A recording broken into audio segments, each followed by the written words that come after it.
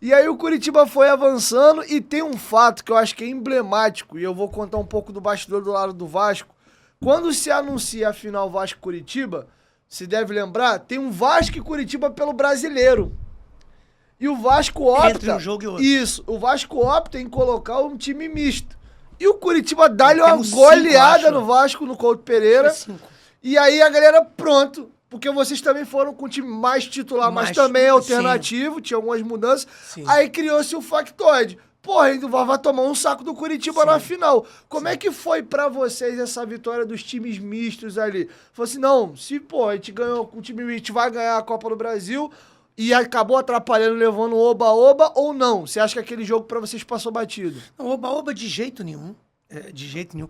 É legal, né, Dieguinho? Naquela época, o executivo do Vasco era o Rodrigo Caetano. E eu era o executivo do Curitiba. E vocês eram muito badalados à época. Era uma função nova. Era uma função nova, né? Eu tenho bastante orgulho disso também, né? Da gente ter puxado o carro de uma nova geração naquele momento, né? Hoje não tão nova mais. E aí eu conversava muito com o Rodrigo, né? O Rodrigo era o meu melhor amigo naquela época. É um grande amigo ainda, mas a vida vai afastando, é natural. E depois daquele jogo, ele veio falar comigo, pô, vocês atropelaram e tudo mais. Mas aquilo não servia para muita coisa, né? Esses resultados, acho que nem para o Vasco, nem para nós, a gente leva para o jogo de quarta-feira. É claro que a gente queria ganhar o jogo, a gente estava vindo de campanhas muito boas, tanto que a gente terminou aquele ano em 6º lugar, se não me engano. A gente estava na zona de Libertadores até a última rodada do campeonato de 2011, sabe? Então foi uma vitória muito bacana. Eu lembro que uma atuação do Tcheco muito boa naquele momento, né? E a gente foi pro jogo de quarta-feira, a gente ganhou o jogo, né? Mas naquela época o gol qualificado ainda valia. Se for hoje em dia, iria para os pênaltis, né? E foi uma pena. Foi triste. E aí, vou te contar uma história dentro desse negócio, ainda falando do personagem Eurico Miranda. Os ingressos já tinham acabado. Não tinha mais ingresso, principalmente para a torcida do Vasco. E toco o meu telefone, Eurico Miranda. Ximenes, você não... E Eurico estava afastado do Vasco. Você não pode deixar minha torcida fora. Você tem que dar um jeito. Você trabalhou no Vasco, eu te respeito, mas você precisa dar um jeito. Eu consegui 400 ingressos fora da carga máxima que tinha para torcedor do Vasco. E isso não caiu mal no Curitiba? Não, pelo contrário. Não tem nada a ver. Porque eu falei na época era o Walter, o Wilson Ribeiro era vice-presidente. Não era uma coisa que ia mudar absolutamente em nada, né? A torcida do Vasco já estava esgotada. Nós conseguimos lá 400 ingressos extra. Obrigado, viu, Walter? Walter era o CFO na época do Curitiba. E eu fiz isso como gratidão ao Eurico Miranda e à torcida vascaína. E ele te agradeceu depois? Com certeza.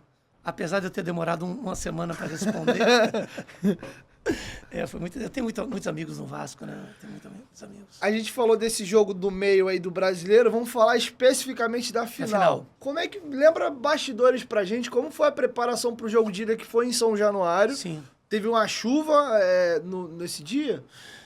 Não, assim, a chuva foi antes, eu acho, sabe? Uma coisa que foi muito ruim, o nosso ônibus foi atacado na chegada de São Januário, quebraram vidro com pedradas, não foi legal.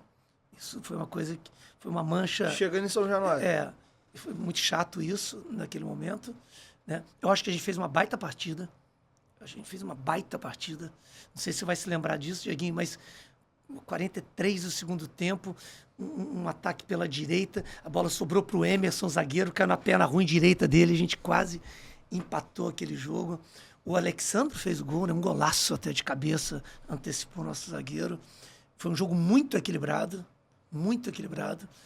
O que mais me doeu naquele jogo foi que o Anderson Aquino tomou o 3º cartão. Então a gente perdeu o Aquino, que era o artilheiro do Brasil naquele momento, a gente perdeu o Aquino para a final. Essa foi uma perda muito importante que a gente teve naquela Copa do Brasil. Mas a gente saiu muito animado, cara, sinceramente. A gente saiu muito confiante do jogo. A gente achava que era possível reverter. Tanto que a gente começou o primeiro tempo precisando de 2 gols para sermos campeões e terminamos o primeiro tempo precisando de 1. Porque apesar do Vasco ter saído na frente, a gente virou o jogo logo no primeiro tempo, né, cara? Então, a gente foi do primeiro para o segundo jogo com muita confiança para aquele jogo. A gente acreditava muito, cara. Então, depois da derrota de 1-0, o gol do Alexandro, vocês ainda tinham uma expectativa grande de que no Couto a gente reverte? Ah, tínhamos. Com certeza tínhamos. Sabíamos que seria difícil, mas a gente tinha muita confiança. Tem uma diferença, né, nessa história, porque assim, o Curitiba já vinha de um 2010 legal. Sim. O Vasco já é o contrário. O Vasco inicia o ano apanhando de todo mundo no estadual. Sim. E aquele time da Copa do Brasil que acaba o ano vice-campeão brasileiro, e a gente verdade. sabe até que por erros de arbitragem poderia ter sido campeão brasileiro. Sim. O Vasco começa o ano tomando saco de todo mundo. Aí vai cair no Carioca, uma pressão do caramba. Tem o fatídico problema do Carlos Alberto com o Roberto Dinamite no vestiário, ele é afastado. Vai emprestado ao Grêmio e ele era o principal jogador do Vasco na época. E aí nesse interim chega Alexandro, Diego Souza, que tinha sido craque do Brasileiro há 2 anos atrás, mas no Atlético Mineiro não andou, veio pro Vasco desacreditado. Sim. E foi chegando uma turma ali. E aí o time encaixou e foi crescendo. E até a classificação contra o Avaí foi dificílima, Sim. né? Na semifinal, né? Sim. Na verdade, o jogo em São Januário acaba empatado. O menino que veio jogar até no Vasco, depois o Julinho faz um gol. O Diego Souza acaba empatando um gol de pênalti. E quando é o jogo da ressacada, eu falei, vai dar ruim. Sim. Sendo que o Vasco mata o jogo muito rápido, com a atuação incrível do Diego Souza, um 2-0. Então, se a gente pega a construção de momento dos dois clubes, o Coritiba, ele vinha no retrospecto melhor. Ele já vinha mais certinho. O Vasco foi se acertando com o decorrer da temporada. Agora eu vou te contar um bastidor do lado de cá, como torcedor. 2011 eu era muito moleque, eu tinha 18 anos de idade. E a gente vinha com um sentimento de, caramba, será que eu não vou ver mais o Vasco campeão de nada importante? Porque o último título grande tinha sido 2000, tinha um Carioca em 2003 e isso. Sim, eu tava no Vasco. Não tinha nada, não tinha mais nada. E uma aflição muito grande, acaba o primeiro jogo 1-0, eu falei, putz, acho que é pouco pro Couto Pereira, tu fica coração na mão. Quando sai o gol do Alexandro bem no começo, foi, matou o jogo. Acabou. Aí eu, como vascaíno, falei, agora o Vasco tinha uma defesa sólida, 2-0 na frente, esquece. Mas o Curitiba vem pra dentro. A gente era muito forte. E todos os colegas que eu conheço, vascaínos, que foram pro Couto Pereira, me relatam a mesma coisa. O que a torcida do Curitiba fez no Alto da Glória naquele dia foi surreal. E a galera gravou a música do Curitiba. Sim. E aquilo gritando. E tava um frio muito grande aquele dia lá frio, também. Então foi uma experiência muito marcante para todos os vascaínos que estiveram lá. Sim. Da pressão absurda da torcida do Curitiba. Absurda. Como é que foi ver aquela festa, aquela atmosfera de vocês lá? Olha, eu tô arrepiado aqui, cara. Porque a reconstrução do Curitiba foi muito bonita, né? O Curitiba teve a maior punição e a maior multa da história do futebol brasileiro naquele fatídico jogo contra o Fluminense, que culminou com o rebaixamento do Curitiba. Em 2010, o Curitiba estava jogando a 3ª Série B em 5 anos. Disputou 30 dos 38 jogos fora de Curitiba, de um campeonato.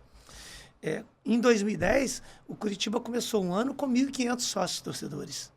E a gente chegou na final de 2011 com 35 mil sócios torcedores. Era uma coisa incrível. Então, assim, é uma dor grande que a gente tem, porque faltou um título nacional para coroar esse trabalho que duraram quase 5 anos praticamente ali no Curitiba. E a torcida do Curitiba, inclusive, é conhecida como a torcida que nunca abandona, né? Uma coisa fantástica. E eles têm uma música que eles cantam segundos antes de iniciar o jogo, né? Que é Vamos ver o Merdão, vamos ver o Merdão. É essa música. Vamos não parar de lutar, vamos em busca da vitória, eu vim para te apoiar. É isso aí que a galera já fala. Ficou na cabeça. Foi o grito, olha que eu arrepio de lembrar, porque foi o grito mais tirado de dentro da alma que o torcedor Coxa Branca deu na sua história, né? Naquela época, com 102 anos de história. Puta, foi muito bonito. Foi um jogo incrível, né? Porque a gente fez 2-1, depois vocês fizeram o Vasco fez 2-2, o Éder Luiz fez um gol que ele nunca fez e nunca faria de novo, de fora da área, né? E uma falha do goleiro também. Cara, eu gosto de falar assim, talvez fosse uma bola defensável, eu não considero falha, né? A bola fez uma curva muito grande, eu acho que era uma bola defensável, mas eu não considero falha, não, sabe? O Edson ficou marcado no clube com a torcida? Porque eu não acompanhei a repercussão do lado de lá. Ou foi ferimento de leve? Porque era uma final e estavam próximos até do gol do Tito. Sim, talvez até sim, tanto que um pouco depois o Vanderlei assume a posição, né? O Vanderlei já vinha pedindo passagem. Talvez isso tenha marcado um pouco, mas ele tem grandes serviços prestados pelo Curitiba. Edson Bastos, um cara especial. Gosto muito dele. O primeiro tempo daquele jogo, o Vasco faz o gol bem cedo. Eu falei, com acabou, 11 minutos, campeão. né? Falei, campeão. E o Curitiba vem pra dentro, vem pra dentro, vem pra dentro. Sim. E rondando a área do Vasco com um desespero. 1-1, 2-1 com o Bill. Com o Bill, 2-1 com o Davi. Aí eu falei, já era. O meu sentimento, quando acaba o primeiro tempo, eu falei, a gente não vai aguentar essa pressão. E o estádio de verde, aquela gritaria toda, eu falei, não vai dar. E aí veio o gol do Éder, eu falei, também campeão. No começo, Falei, campeão. Mas aí me veio o chute daquele abençoado do William, que também é um chute espírita. Depois vestiu a camisa do Vasco também, o William, né? Aí ele dá um chute espírita daquele. Ah, não, o William não, o William acho que foi pro Sport. Foi o Aquino que veio pro Rio. É o Aquino? Não, o Léo Gago veio. Léo Gago veio pro Vasco. Léo Gago veio pro Vasco. Inclusive, ele participou da goleada de 6-0 contra o Botafogo. Sim. E fez gol de falta no dia. Mas ali no gol do Éder, eu falei campeão. E logo depois veio um gol antológico. Antológico do William. E o Curitiba continua dentro, a bola rondando a área do Vasco. O Praz pega, daqui tem uma bola que ele agarra e solta. Falei, meu Deus, eu vou morrer. O Bernardo tem a chance de matar o jogo de novo e não faz. Como é que foi viver essa emoção? Vira um torcedor, não vira? Ah, claro que vira, né? A gente acha que teve um pênalti em cima ali do Leonardo. Depois, quem apitou aquele jogo foi o Salvio Spínola, que depois, no futuro, eu acabei contratando o Salvio como consultor de arbitragem para o Flamengo. Olha para você ver que legal. Virou um grande amigo meu, o Salvio. Foi duro, né? E eu assisti o jogo do lado do Mano Menezes, que era o treinador da Seleção Brasileira na época, né? A gente foi receber, estava do lado dele. E como foi o vestiário? Como foi o vestiário depois da perda do título? É muito triste isso, né, Dieguinho? As 24 horas que sucedem a uma derrota dessa são muito duras, sempre, né? São muito duras. Era a primeira final. Tanto que eu acho que depois, no jogo seguinte, a gente perdeu da Ponte Preta, se não me engano, por 3 ou 4-0 também, sabe? É muito duro.